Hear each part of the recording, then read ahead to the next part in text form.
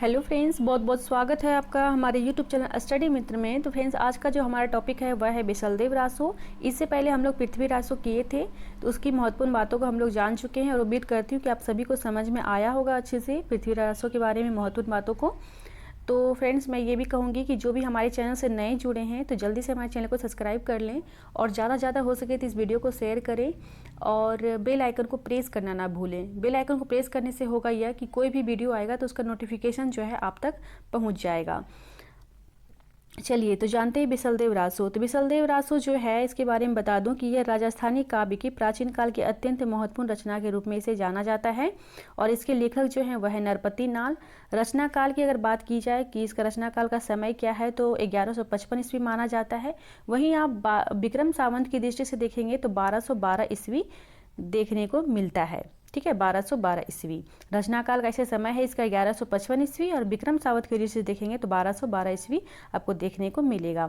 इनकी मतलब रचना काल को लेके जो है इसके पीछे जो है निम्नलिखित उदाहरण प्रस्तुत किया जाता है, जो कि यह बहुत ही अच्छी पंक्ति है और इसके बारे में हमेशा मतलब कहीं ना कहीं आपको देखने को मिलेगा ही। तो इनके रचना काल के बारे में ही यह उदाहरण प्रस्तुत किया गया है, सो आप देखते हैं अभी। 1272 झाझरी जेठ वदी नमी बुधवारी नाल रसायन आरंभ सारन तूठी ब्रह्म कुमारी। यह जो पंक्तियां हैं यह बहुत ही प्रचलित पंक्तियां हैं और इसके रचना काल से संबंधित यह पंक्ति लिखी गई है। तो इसके बारे में कुछ इतिहासकारों ने यहाँ माना कि 1272 का अर्थ है विक्रम संवत 1272, यही माना, परंतु ज़्यादातर जो है विक्रम संवत 1212 को ही स्वीकार किया गया है, जो कि यहाँ पे आप देख रहे हैं। तो वैसे आप सभी को पता है कि जो ज़्यादातर स्वीकार किया जाता है तो उसी को मान्य भी दिया जाता है, उसी की मान्यता भी होती है। तो 1212 ही स्वीकार हम लोग भी करते हैं और बहुत सारे इतिहासकारों ने भी किया। ठीक है, अब देखिए डॉक्टर मोतीलाल मनेरिया ने कहा कि रचना काल जो है यानी कि बिसलदेव रासो की जो रचना काल है वह 16वीं शताब्दी है और नरपति नामक एक गुजराती कवि को इसका उन्होंने कवि माना। उन्होंने माना कि बिसलदेव रासो की जो रचना हुई है वह 16वीं शताब्दी में हुई है और नरपति नामक किसी गुजराती कवि को ही इसका कवि माना है। वहीं आप देखेंगे राय बहादुर पंडित गौरी शंकर हीरानंद ओझा ने इसे हमीर के समय की रचना कहा है। आप सभी जो हैं यहाँ पे थोड़ा सही कर लेंगे, वो मैं जल्दी जल्दी लिखने में थोड़ा सा ध्यान नहीं रहा। यहाँ पे राय होगा, ठीक है, राय बहादुर होगा, हम यहाँ पे मैंने ज लिखा है। तो राय बहादुर पंडित गौरी शंकर हीरानंद ओझा ने इसे जो क्या कहा है, हमीर के समय की रचना कहा है, किसे, बिसलदेव रासो को। तो ये सब इंपॉर्टेंट लाइन है, ध्यान में रखेंगे। क्वेश्चन ऐसा पूछा जा सकता है कि राय बहादुर पंडित गौरी शंकर हीरानंद ओझा ने बिसलदेव रासो को किस समय की रचना कहा है, तो हमीर के समय का रचना कहा है। काव्य स्वरूप की अगर बात की जाए तो यह मुत्तक काव्य है। यहाँ ये भी इम्पोर्टेंट है, आपसे क्वेश्चन पूछा जा सकता है कि बिसलदेव रासो का काव्य स्वरूप कैसा है, तो यह एक मुत्तक काव्य है।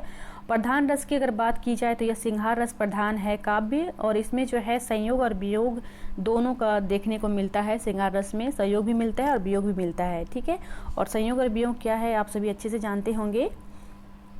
कुल छंदों की अगर बात की जाए तो कुल छंद जो इसमें है तो 128 छंद हैं। यहाँ पे नोट करने वाली बात है थोड़ी सी कि डॉक्टर माता प्रसाद गुप्त ने इसकी 128 छंदों की एक प्रति का संपादन किया और यही इसका जो है मूल रूप माना जाता है। डॉक्टर माता प्रसाद गुप्त ने इसकी क्या किया, 128 छंदों की एक प्रति का संपादन किया, एक प्रति का संपादन किया जिसमें 128 छंद के थे और इसी का मूल रूप जो है वो माना जाता है। नायक की अगर बात की जाए कि बिसलदेव रासो में नायक कौन है, तो अजमेर के राजा यानी अजमेर का चौहान जो है राजा बिसलदेव तृतीय। ठीक है, इसको विग्रह राज चतुर्थ के नाम से भी जाना जाता है। ये आप ध्यान में रखेंगे कि नायक के मतलब ये जो है विग्रह राज चतुर्थ इनका नाम है, बिसलदेव रासो तृतीय का ही नाम है। तो आपसे क्वेश्चन में ऐसा अगर पूछा जाए कि अजमेर का राजा यानी ऐसा नहीं, क्वेश्चन में ये रहेगा कि बिसलदेव रासो तृतीय को और किस नाम से जाना जाता है, तो विग्रह राज चतुर्थ के नाम से भी जाना जाता है। ये आप ध्यान में रखेंगे। ठीक है, या क्वेश्चन में ऐसा पूछा जाएगा कि विग्रह राज चतुर्थ के नाम से जाने जाते हैं तो कौन जाने जाते हैं, तो बिसलदेव तृतीय जाने जाते हैं। तो ये सभी बातें आपको ध्यान में रखनी है। ठीक है, तो नायक की बात कर कही गई तो अजमेर का चौहान राजा जो है बिसलदेव तृतीय माने जाते हैं, वही है राजा इस बिसलदेव रासो के। नायिका, नायिका की अगर बात की जाए तो नायिका कौन है, तो मालवा के भोज परमार की पुत्री राजमती है। ठीक है, कौन है, मालवा के भोज, राजा भोज जो हैं परमार की पुत्री राजमती है मतलब इस काव्य की नायिका। इस रचना का विभाजन जो है 4 खंडों में किया गया है। ये देखिए, नायिका से भी इसमें सवाल रह सकते हैं कि नायिका कौन है, तो राजमती, ये ध्यान में रखिएगा। और नायक के बारे में तो आप सभी को पता है कि नायक कौन है, बिशलदेव रासो, यानी बिशलदेव तृतीय जो हैं वही हैं। और इस रचना का विभाजन जो है 4 खंडों में किया गया है। ये बहुत ही इम्पोर्टेंट है, इसको समझ गए तो इसकी पूरी मतलब कहानी को ही समझ गए इस काव्य के। प्रथम खंड और द्वितीय खंड, तृतीय खंड और चतुर्थ खंड। तो इस रचना के जो है 4 खंडों में विभाजित किया गया इस रचना को। तो प्रथम खंड में जो वर्णन किया गया, किसका वर्णन किया गया है, तो मालवा के भोज परमार की पुत्री राजमती से अजमेर राजा विग्रह राज चतुर्थ यानी बिशलदेव तृतीय का विवाह का होना। प्रथम खंड में जो है इनका जो विवाह हो रहा है बिशलदेव रासो का राजमती से, तो उसके बारे में वर्णन किया गया है प्रथम खंड में। ये सभी बातें आपको ध्यान में रखनी है। द्वितीय खंड में किसका वर्णन है, तो द्वितीय खंड में होता क्या है कि रानी के व्यंग से, यानी कि रानी की कुछ ऐसी बातों से बिशलदेव रासो क्या होते हैं, उससे रूठकर उड़ीसा की ओर प्रस्थान कर लेते हैं, यानी उड़ीसा चले जाते हैं और वहाँ 1 वर्ष तक रहते हैं। तो इसी का वर्णन किया गया है। यानी द्वितीय खंड में बिशलदेव रासो जो हैं बिशलदेव का राजमती से रूठकर उड़ीसा की ओर प्रस्थान करना तथा वहाँ का 1 वर्ष बिताना जो है, 1 वर्ष रहना या बिताना, इसी का वर्णन किया गया है द्वितीय खंड में। प्रथम खंड में क्या हुआ था, शादी विवाह का वर्णन किया गया था इनके, यानी दोनों की, बिशलदेव रासो और राजमती का जो विवाह जो है उसके बारे में वर्णन किया गया है। और द्वितीय खंड में यानी कि रानी से रूठकर ये उड़ीसा चले जाते हैं और 1 वर्ष वहाँ बिताते हैं, उसके बारे में वर्णन किया गया। तृतीय खंड में तो रानी राजमती का विरह वर्णन तथा बिशलदेव का उड़ीसा से लौटना, इसका वर्णन किया गया है। चतुर्थ खंड में किसका वर्णन किया गया है, तो चतुर्थ खंड में राजा भोज परमार के द्वारा जो है अपनी पुत्री को अपने घर लिवा ले जाना तथा बिशलदेव का वहाँ जाकर राजमती को फिर चित्तौड़ ले आना। चतुर्थ खंड में क्या होता है, राजा भोज परमार जो हैं उनकी पुत्री जो है राजमती, वो अपनी पुत्री को घर ले आते हैं अपने घर, और फिर बिशलदेव रासो जो है वापस आते हैं उड़ीसा से, और फिर वहाँ जाके यानी कि राजमती के जो घर है वहाँ जाके उसे फिर ले आते हैं, अब चित्तौड़ ले आते हैं, अपने देश ले आते हैं। यही वर्णन किया गया है। तो चारों बातों को ध्यान में रखना है। क्वेश्चन में ऐसा पूछा जा सकता है कि प्रथम खंड में, यानी नहीं, कुछ दे दिया जाएगा जैसे कि विवाह का वर्णन जो है, बिशलदेव रासो का विवाह का वर्णन किस खंड में किया गया है, तो प्रथम खंड में किया गया है। द्वितीय खंड में क्या किया गया है, द्वितीय खंड में रूठकर उनका उड़ीसा जाना, इसके बारे में वर्णन किया गया है। और तृतीय खंड में क्या है, तो तृतीय खंड में विरह वर्णन का वर्णन किया गया है। और चतुर्थ खंड में क्या है, तो चतुर्थ खंड में यह है कि उनकी बेटी जो है मायका यानी कि अपने पिता के घर चली जाती है, और फिर बिशलदेव जो हैं वहाँ जाकर राजमती को फिर चित्तौड़ वापस ले आते हैं। पूरा यहीं तक कहानी जो है समाप्त हो जाती है इसकी, चतुर्थ खंड तक की यही बस कहानी है। विशेष तथ्य की अगर बात की जाए तो इसमें विशेष तथ्य क्या क्या है देखने लायक, तो वह यह है कि यह मात्र जो है 100 पृष्ठों का लघु अंश है। यह मात्र क्या है, 100 पृष्ठों का लघु अंश है, और इसमें सर्वत्र वर्तमान काल की क्रियाओं का प्रयोग हुआ है।